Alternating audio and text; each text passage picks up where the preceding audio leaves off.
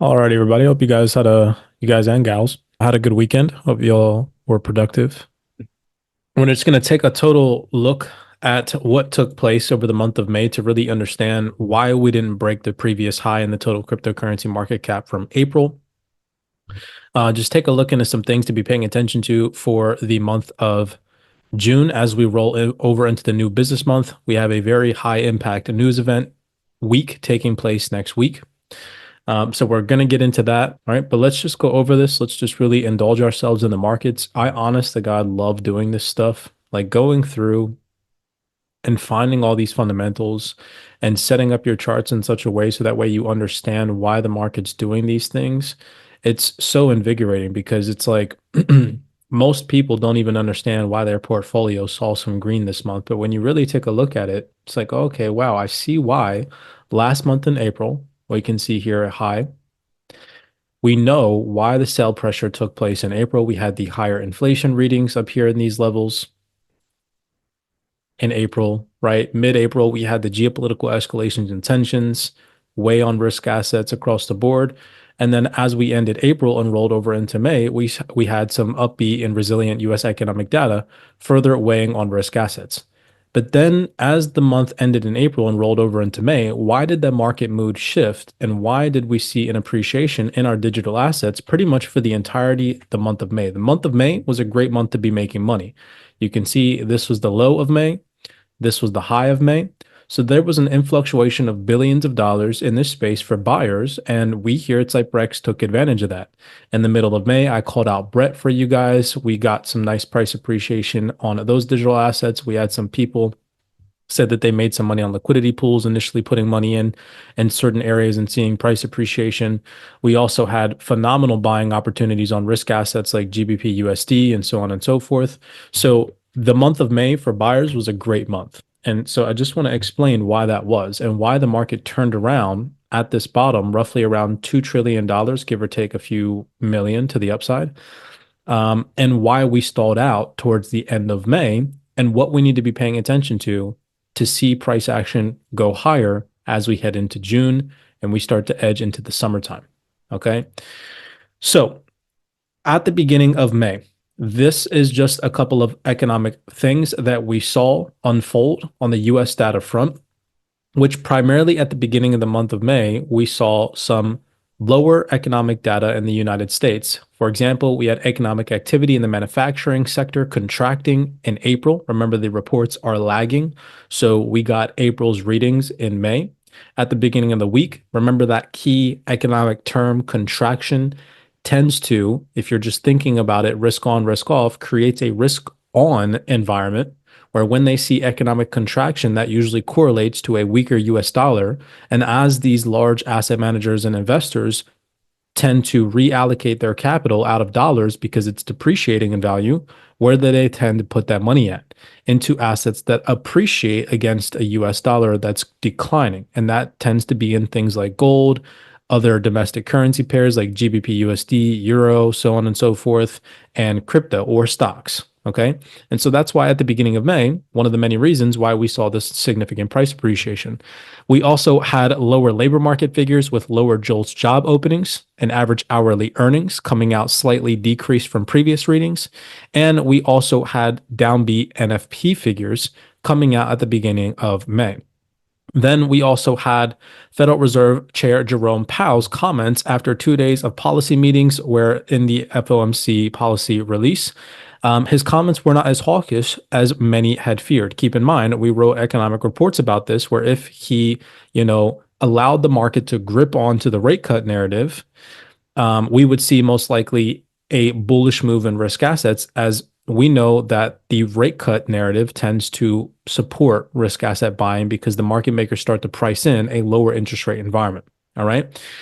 They did not acknowledge rate cuts on the horizon, but they did acknowledge that as of right now, they're not considering hiking rates. And so that at the beginning of the month of May boosted optimism in risk assets, allowed for the market to hold on to the narrative that at some point in the future, the Federal Reserve is going to cut rates. And then we also had more downbeat labor market figures with unemployment rates slightly increasing Again, when we see unemployment rates or unemployment claims increase, this signals weakness in the US labor market as it signals more people are unemployed and filing for unemployment, needing government assistance, right? And you can see that number at the beginning of May increase from 3.8% to 3.9%. Keep in mind, this was at the beginning of May. And remember why I told you guys this stuff is important to know, because what comes out this upcoming week? The same exact data that created the bullish move that began the month of May is about to come out the first week of June. So ideally, based off of historical data, if we want to see the bullish momentum continue towards the beginning of June, this upcoming week, you all now know what we would ideally want to see. We would want to see downbeat economic activity, contractions in economic figures.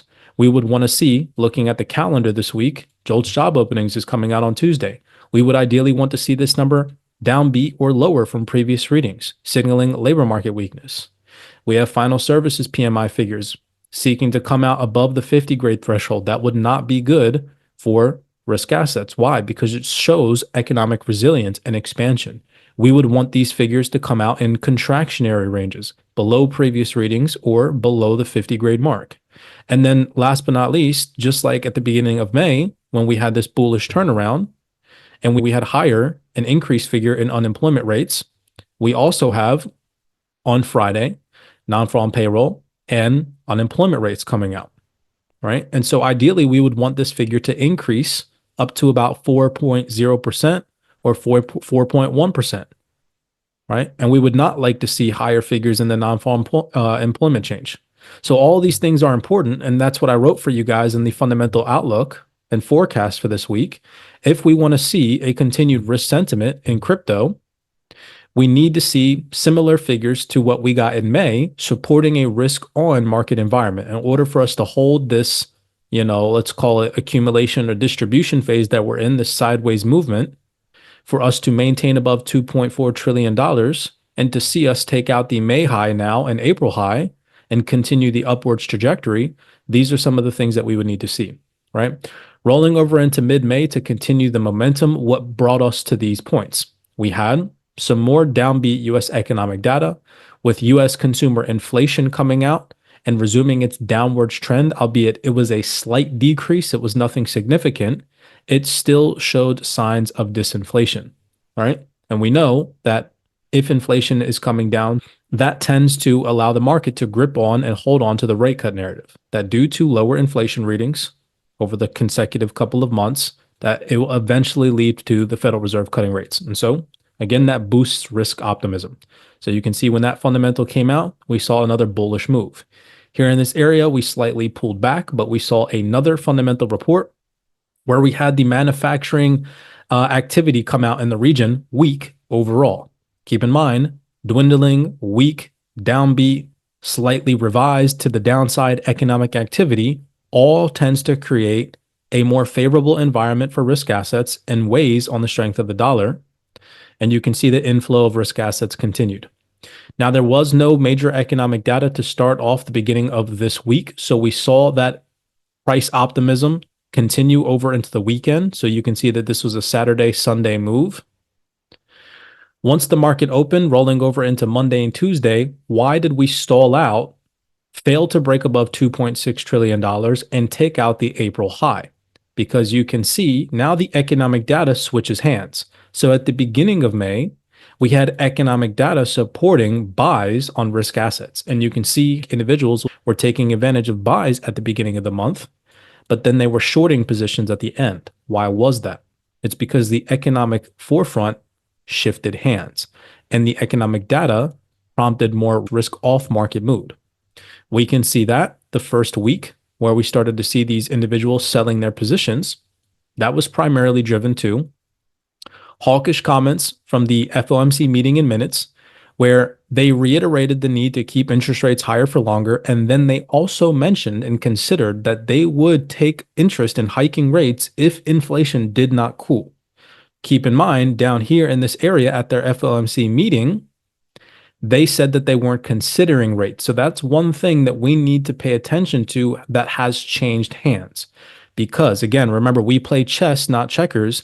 If in June, We see higher inflation readings weighing on risk assets, and we know at their FOMC meeting in minutes, they mentioned that they would consider hiking rates. That's one thing that we need to be mindful of a possibility that could create a whole tailwind effect in crypto, where a lot of people are super optimistic. But if the Fed hiked rates again because of higher inflation readings, that would weigh on risk assets significantly, in my opinion. It wouldn't be detrimental. We would take advantage of discounted opportunities. We in this community wouldn't be fearful if we saw a lot of sell pressure because of an event like that, but it's still something to take into consideration as a possibility. We also saw healthy unemployment claims. So the unemployment claims came out slightly to the downside, showing more people this week actually had jobs and did not file for unemployment. And then we had PMI figures and durable goods orders come out slightly elevated and robust, showing economic resilience. All those things weighed on digital assets, and we saw more inflow into dollars that week. Rolling over into the most recent week, at the beginning of the week, we had the Conference Board Consumer Confidence Index rise in May slightly to 102 from previous readings of 97. Then, towards the end of the week, after that downwards pressure came into the market and we saw some selling in digital assets. So if we look at last week alone, even there was a lot of bullish optimism in crypto on Twitter. You can see the weekly high, the total cryptocurrency market cap was actually bearish last week. From week high to week low, the market dropped roughly about $3.9 billion, 3.9%, right? Then we had a slight bounce at the end of the week, and this was primarily driven to inflationary figures, i.e. the core PCE figures, which is the Fed's primary measure of inflation, showed some signs of relief, slightly cooling figures, but no significant change. So some of the figures remained same as last figures, and then we had a slight downside tick in one of the inflationary measures, but nothing significant, nothing driving extreme optimism in the market, just enough to create amount of hope and stability to hold this $2.4 trillion range. Still staying stuck in this consolidation phase, moving sideways. We now know, reading the economic report that I wrote to you guys, paying attention to this upcoming week, we have PMI figures, and we have key labor market data. So if we want to see this bullish momentum in crypto continue that we saw in May to start off the week in June, we need to see contractionary figures in PMI. That means anything below previous readings or below the 50 grade mark. And then when we roll into the unemployment figures of the labor market data, we want to see higher unemployment claims, higher unemployment rates, more people filing for unemployment, and we want to see lower non-farm employment changes and JOLTS job openings, signaling less people are finding work and jobs are being created. If we can see a scenario like that where we get downbeat economic data, a cool down in economic activity, and lower labor market figures, then in my personal opinion, we're going to hold these demand ranges and we're going to stabilize above $2.4 trillion, give or take some slight retracements to collect more orders underneath of these lows. I could see us at least dropping down into 2.4 as a trade idea number one, or just continued consolidation and a breakout from where we currently sit. If we see downbeat figures, if we see more people filing for unemployment, bad labor market data, and the market holds on because of that downbeat data to the rate cut narrative and boosts risk appetite, right? If we see the opposite and we see lower unemployment claims, we see higher NFP, signaling a robust and healthy and resilient US labor market. At the same time, couple that with higher elevated PMI figures showing expansion, i.e. above the 50 grade mark or anything above previous readings, that's going to dampen risk mood. That's going to solidify the data that we got the previous 2 weeks, which is still resilient and healthy, bringing hawkish commentary from Fed speakers, which we can clearly see weighs on risk assets. And if we get that scenario, At the same time, technical analysis is telling us that it's not making higher highs and higher lows. And instead, we're breaking previous structure lows, creating new lows in the market, and creating lower lows and lower highs. We can assume that the market's going to start to pull back into these previous areas of demand. And we're going to see a market back down at 2.4 to possibly even 2.3 trillion. So be prepared for that, because if this comes, we're going to see discounts across the board and a lot of different digital assets, right? So I'll update you guys tomorrow morning with some dollar cost average levels just to be mindful of in case we do see a scenario like this, driven by upbeat US labor market data or uplifted PMI figures. Hopefully we get the opposite and we continue this uptrend and we hold above 2.4 trillion and we continue our wave to attack those April highs.